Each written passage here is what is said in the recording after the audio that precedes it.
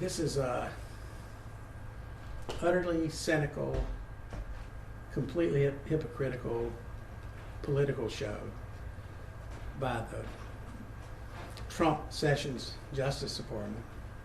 They're in trouble for their treatment of minority children.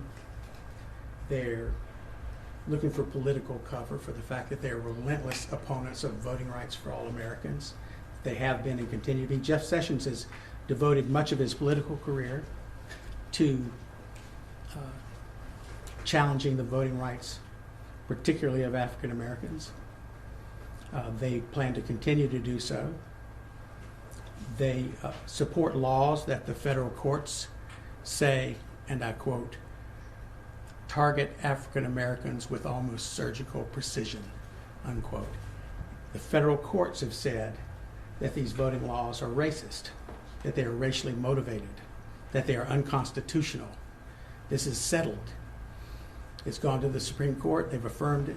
It's gone to it's settled really in the 4th District Court of the United States. So,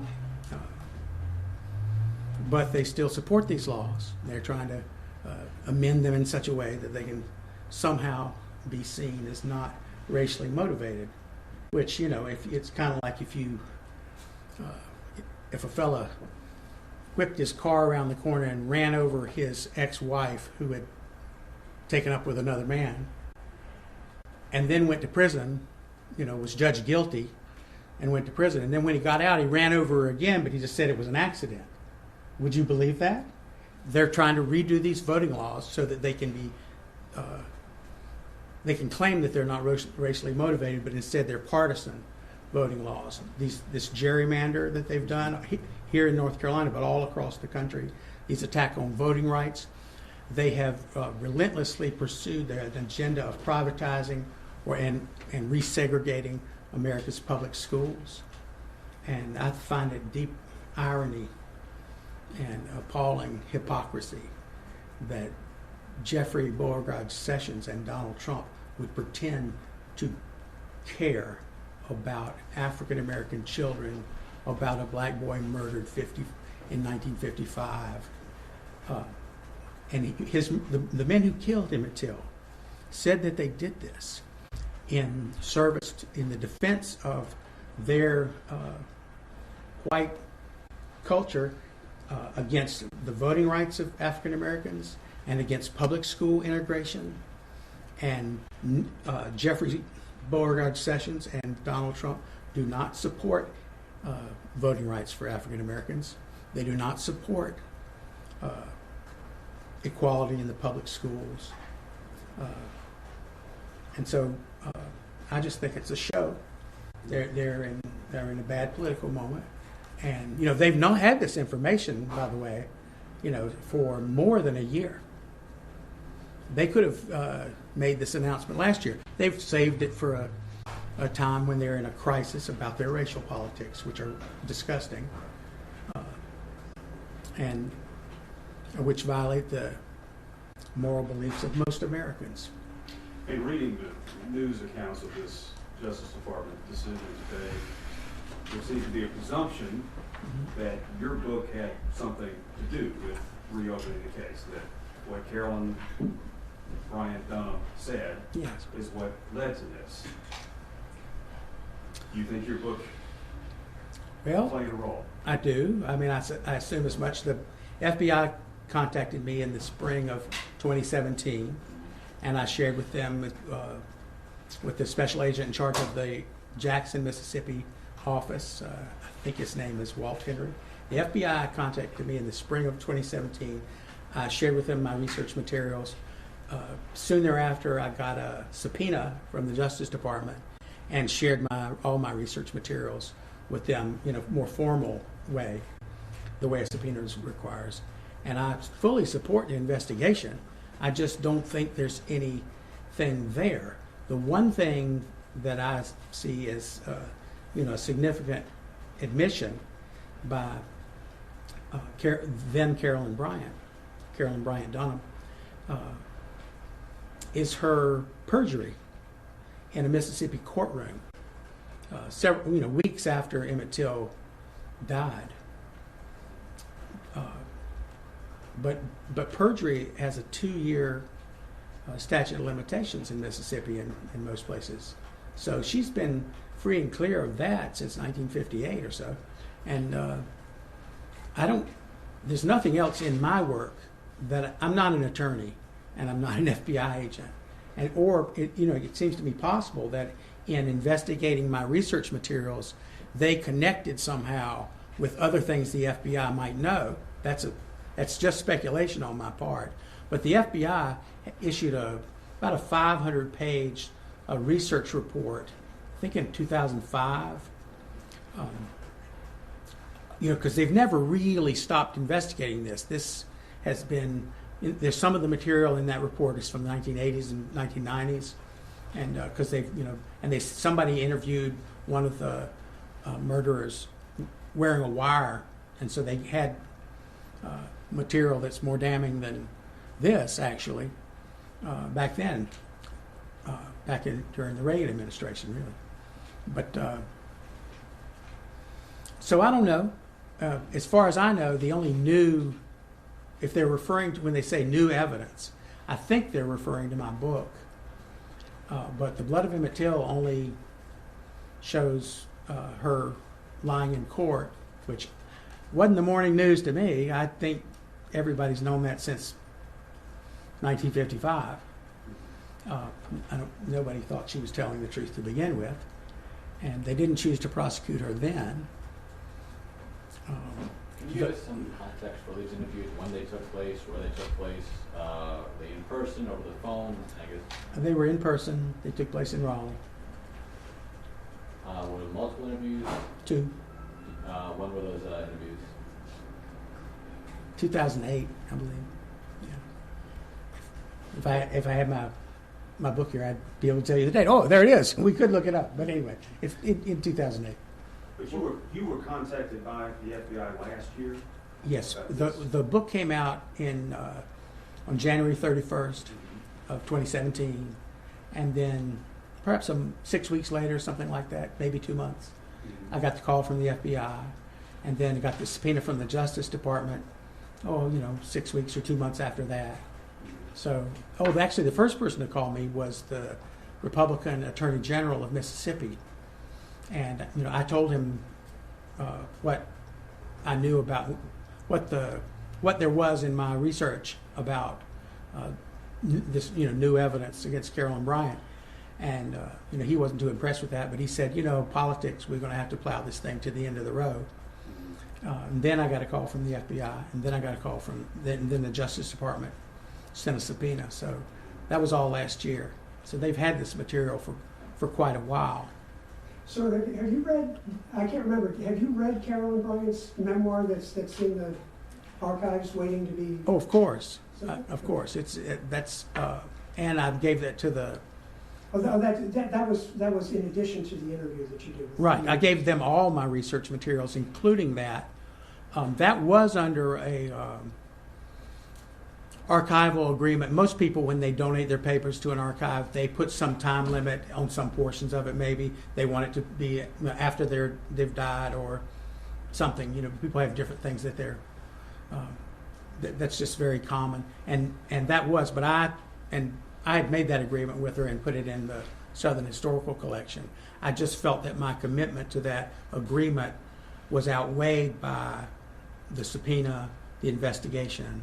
If there was anything prosecutable in this case, I would support that, and that's why I had to weigh that moral imperative and justice imperative over the commitment. What do you know about her current state of mind? Is she in a position? I understand that she might even be to the point where she can't communicate for herself. She was in very poor health when I met her in 2008. Could she be talking to the FBI at this point? She could be. But no, I don't. I mean, I think this is actually from the news. I'm getting my own knowledge and the newspaper mixed up. But my understanding is that her family won't let anybody talk to her. And so in 2008, she was, part of the reason I think for the conversation, for their wanting me to interview her, had to do with, her not wanting to die, not having said a mumbling word about this. And then I think maybe her health improved. A few years later, I had a couple of more questions, and I contacted her daughter-in-law, who was the person who had called me initially. And I asked her if I could talk to her mother-in-law. Again, I had a couple of follow-up questions. And she said that her mother-in-law was incapable of dealing with questions. So that she may have been, that's just all speculation. I don't happen to, I'm not her doctor, so I don't really know what her situation is. And I do feel pretty sure that she's not talking to the press, at least. Yes? So why would the Justice Department pick this case to improve its civil rights? It is the most infamous Because there's no one to arrest? civil rights case in the history of this country. In fact, it's one of the most notorious racial incidents of racial violence in the history of the world. This is one of the very first of what we would call a media circus. This was an international news story. In everywhere, in China, in the Soviet Union, in Japan, there were reporters there from India. It's hard to express to you what a big. This is just only a couple of years after everybody started to have these things called televisions, and the sheriff of Mississippi didn't really quite understand that when he was talking to the camera, he was talking to people in China, and he was he was his own self. So anyway, that's so the. I'm sorry. What was your question again? Why did they pick this case? Because there's no one to arrest? Because they're very famous, Yeah. because it's the embodiment of evil. I mean, this is the most brutal and diabolical murder that I know about. They tortured this boy to death and sunk his body in the river. But it's very well known. School children know Emmett Till's name. Emmett Till's name is echoing the streets today. Several thousand people in front of the White House saying, Michael Brown, Emmett Till, how many black kids will you kill? I mean, this is, say his name, Emmett Till. These are things are part of contemporary politics. It's kind of a symbol of enduring American injustice. And one of the very most prominent ones. So it makes a good announcement, and yet there's no one to prosecute.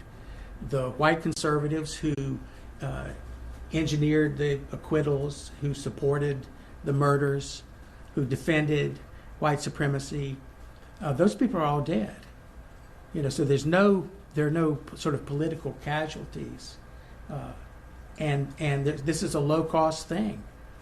And they're in desperate need of political cover for their essentially neo-Confederate race politics, for their white nationalist race politics. And when you can't tell the difference between a Ku Klux Klansman and someone who objects to a Ku Klux Klansman, when there's good people on both sides of that equation, then you need political cover. And I think particularly now, with putting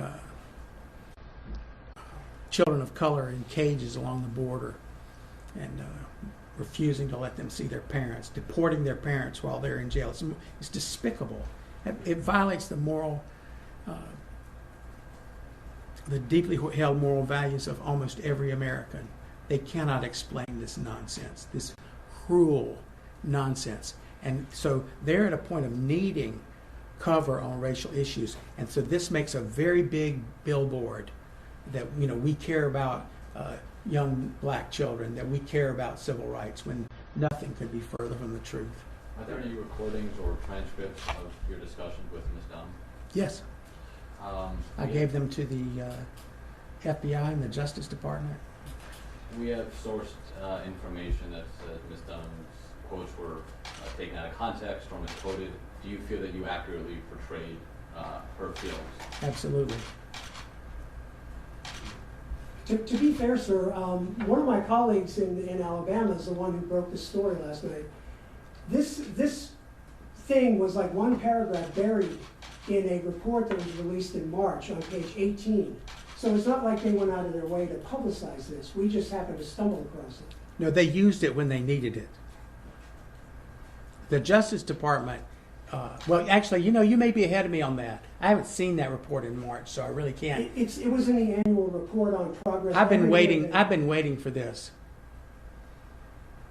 I think the whole investigation is politically motivated. But why, if that is the case, why not have a news conference and draw attention to it?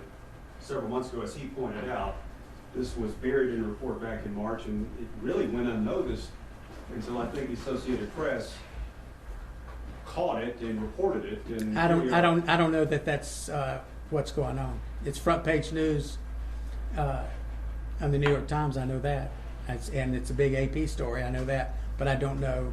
I can't really answer what the Justice Department's role in this is, except that it was the Justice Department that sent me that subpoena, and they've had this information for a long time, and my assumption is they've saved this for now. But if I'll just have to look into what I haven't talked to your colleague. I did get a phone call from him, but I got about 2,000 other phone calls. And I he called me can about tell that. you, it was not something that was leaked to him. He had gotten this report.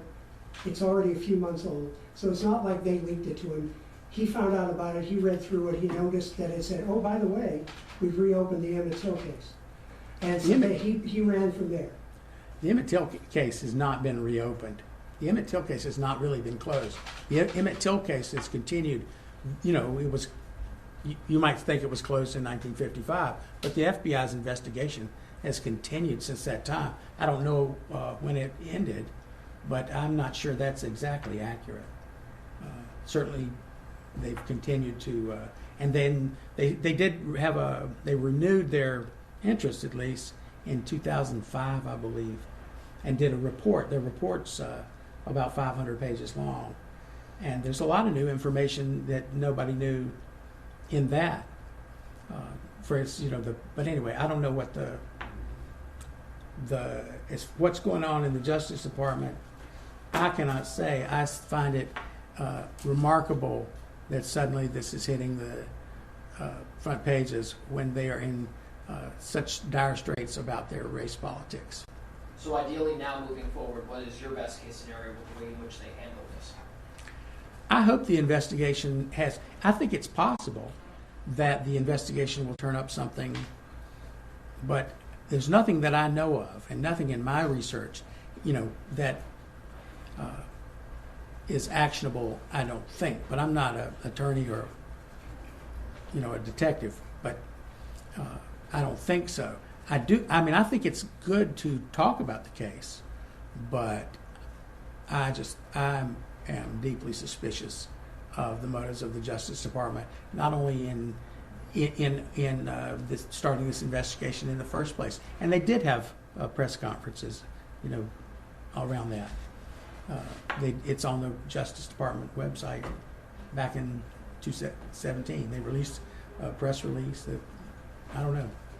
And what were you hoping was the best case scenario when you published the book in 2017 as well? Like, what was your expectation versus what is the reality today?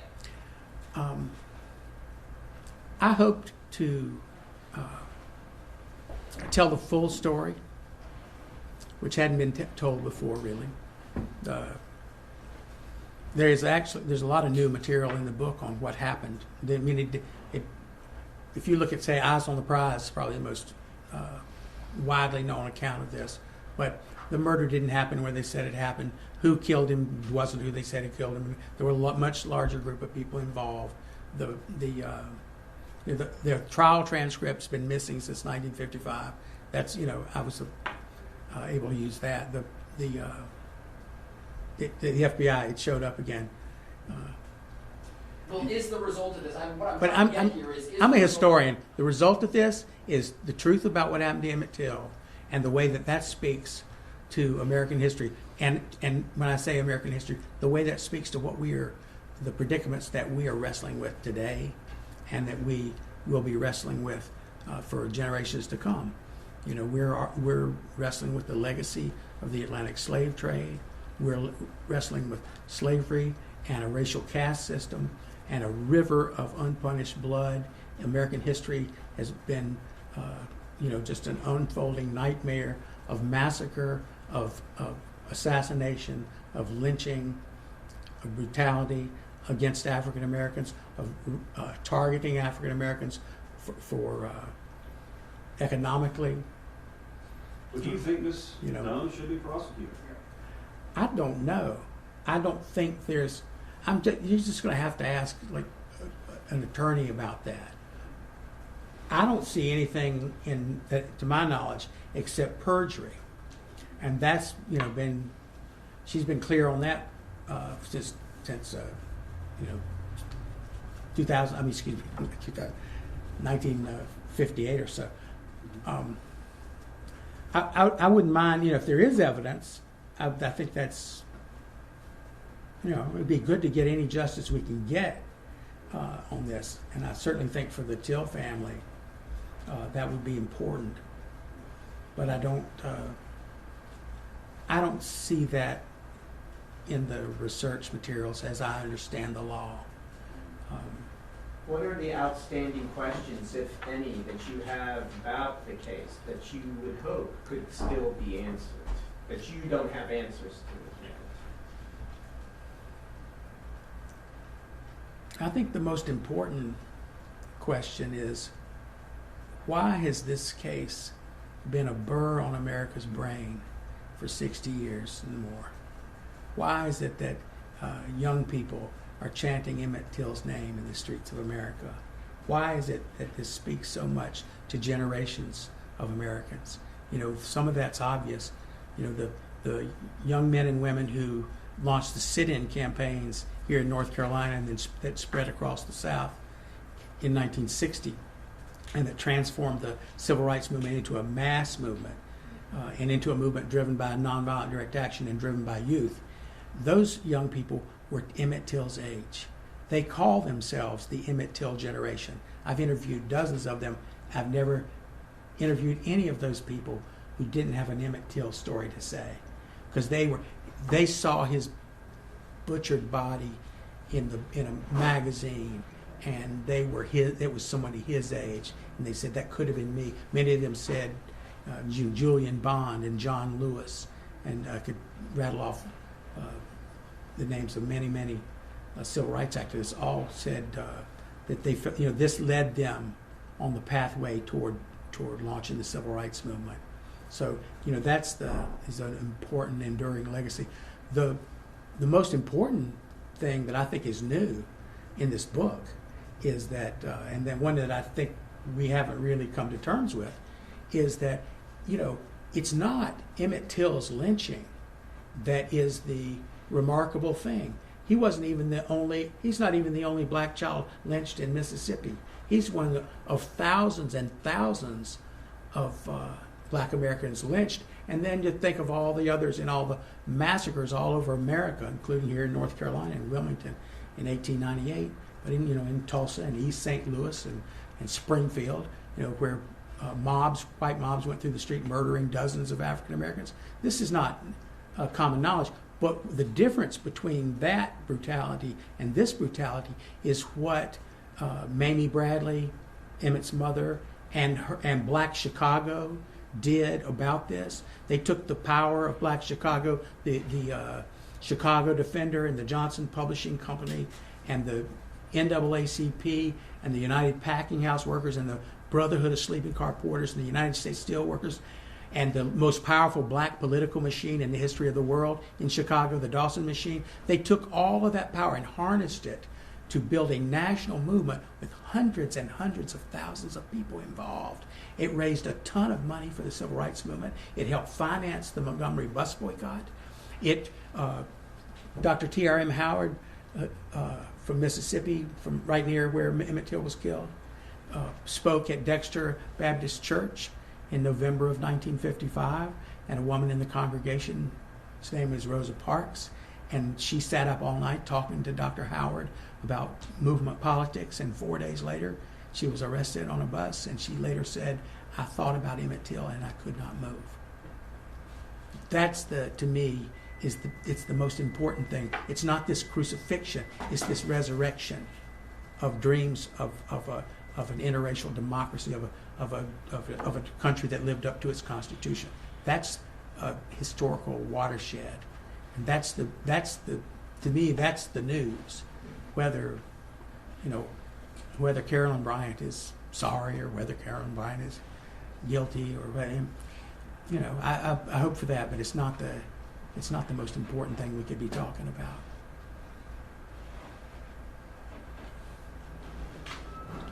So you mentioned, you said earlier that it would be good to get any justice we can for the Till family. Mhm. Have you or the Till family in general, have you discussed any specific type or examples of a justice that you'd like to be able to see? I haven't really, because I don't see anything. I can't tell you anything that I think legally can come of this. I just say it would be my wish for it to be so, but I don't think that's likely to happen.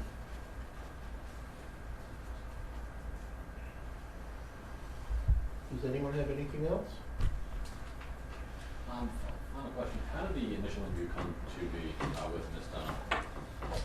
I got a call from a nice woman in Raleigh who said she really liked my book, Blood Didn't Sign My Name. And she said, and I thanked her and was getting off the phone. And she said, well, I was hoping we could have a cup of coffee. And I just acted like she hadn't said it.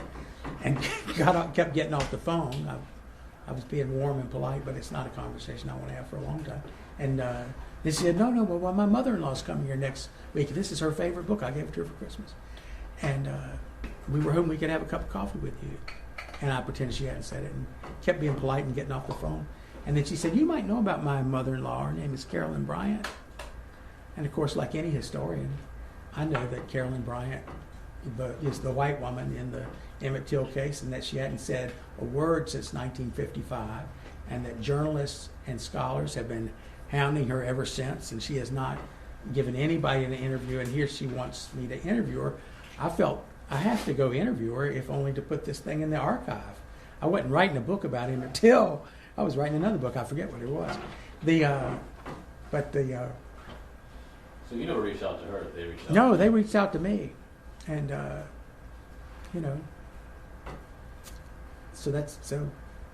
that's how that got started. Were you planning on writing a book, going into that conversation, or it just came to be? No. In fact, what I was planning to do was to get the interview and to make sure the tape recorder was running, things like that, and then put that in the archive where some historian, down the road. Historians don't work alone. We all stand on each other's shoulders, and that, what gets into the archive, historians are putting it in there. So I was going to do that, which is just my job.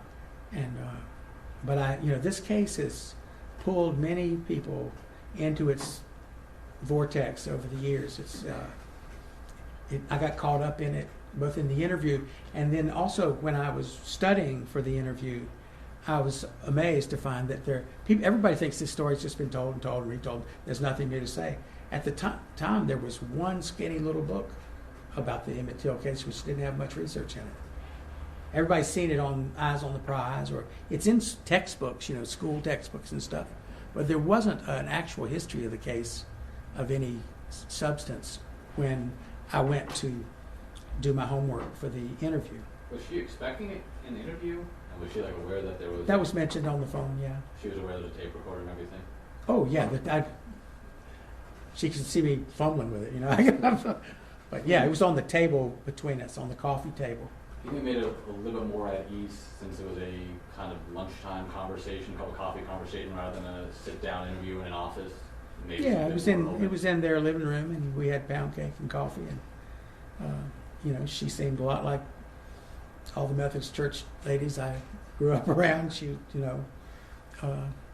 have been at my family reunion and not stuck out in it. What was her demeanor when she said it never happened? Well, I can't read her mind. I can tell you that she seemed to be in a sorrowful state of mind about that and about what happened to Emmett as well. Those things kind of mushed on each other in the interview, but she said nothing that boy did could ever justify what happened to him. And I don't know her heart, and don't pretend to be able to read anybody's mind, but she did seem sorrowful about it. And I don't know. And the conversation took a kind of a confessional tone, but I don't know what that's all intuitive. That's not a fact. I don't know. But I appreciate y'all coming out and